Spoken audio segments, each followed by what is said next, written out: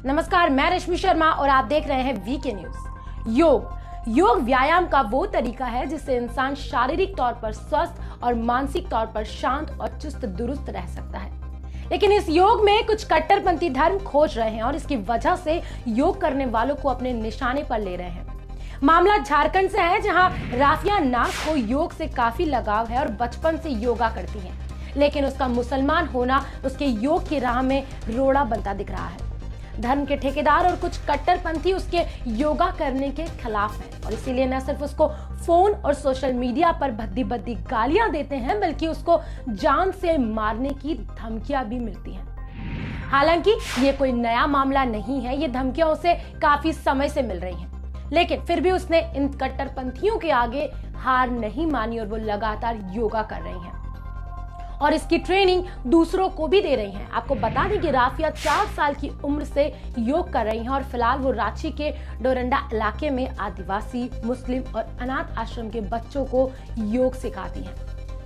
राफिया नाज कहती हैं, योग आत्मा से परमात्मा को जोड़ने का माध्यम है और खुद को स्वस्थ रखने के लिए योग से सही कुछ भी नहीं। योग का धर्म से कोई लेना देना नहीं है।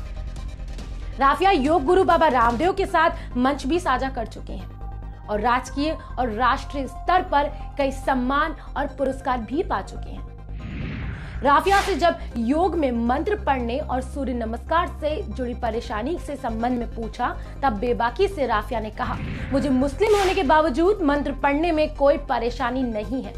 अगर किसी को परेशानी है तो वो मंत्र नहीं पढ़े। कहीं भी योग में मंत्र की अनिवार्यता नहीं है।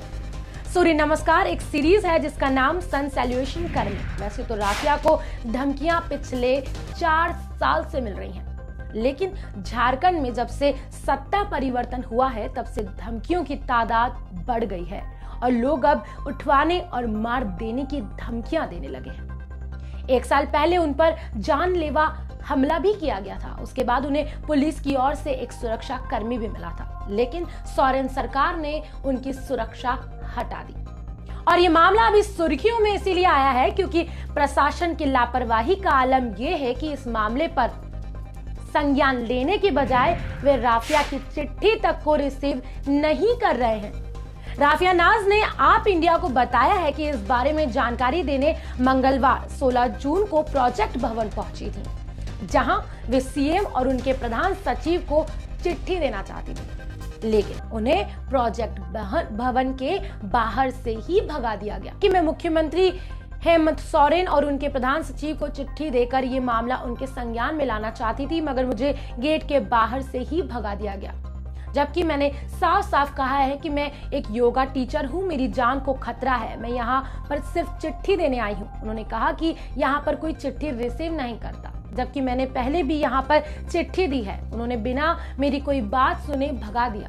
जब यहाँ पर आने के बाद ऐसा व्यवहार किया जाता है तो फिर तो ये मेल वगैरह क्या खाक चेक करेंगे।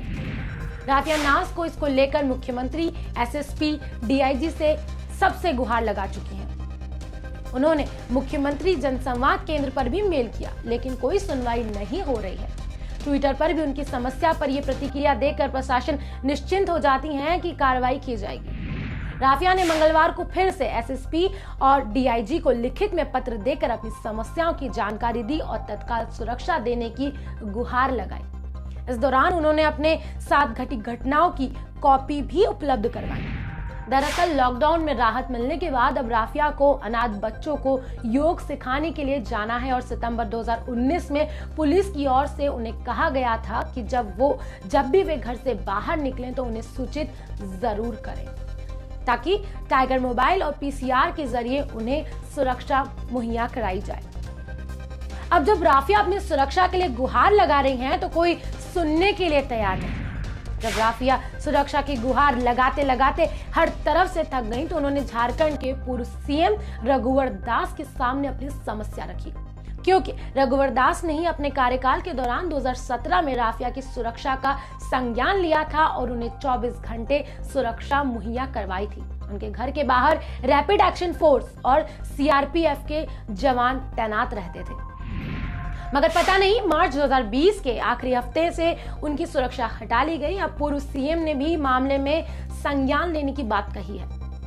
अब सवाल यह है कि क्या इस देश में किसी नागरिक को अपने मन मुताबिक जीने की आजादी नहीं है, और क्या कुछ कट्टरपंथी किसी की जिंदगी को कैसे जीना है ये तय कर सकते हैं? अगर नहीं तो फिर ऐसे असामाजिक तत्वों के खिलाफ कड़ी कार्रवाई करके पुलिस कोई मिसाल कायम क्यों नहीं कर रही है? क्या सरकारी दबाव में पुलिस राफिया नाज की मदद नहीं कर रही है? कमेंट बॉक्स में आप मुझे अपनी राय बताएं, चैनल को सब्सक्राइब करें और अंत में वीडियो को लाइक और शेयर करना ना भूलें। बने रहिए वीके न्यूज के साथ। जय हिंद, जय भारत।